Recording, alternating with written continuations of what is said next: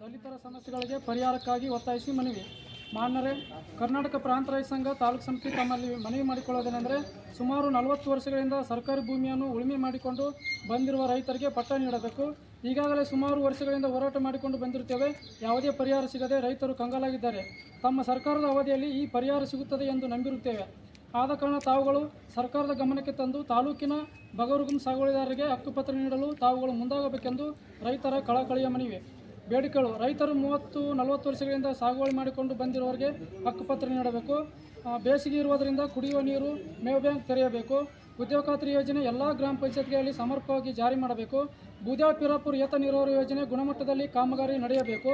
ಸರ್ಕಾರದಿಂದ ರಾಜೀವ್ ಗಾಂಧಿ ವಸತಿ ನಿಗಮದಿಂದ ಸುರಪುರ ತಾಲೂಕಿಗೆ ಸುಮಾರು ಮನೆಗಳು ಬಂದಿದ್ದು ಗ್ರಾಮ ಪಂಚಾಯತಿ ಗ್ರಾಮ ಸಭೆ ಮಾಡಿ ಮನೆ ಮಂಜೂರು ಮಾಡಬೇಕು.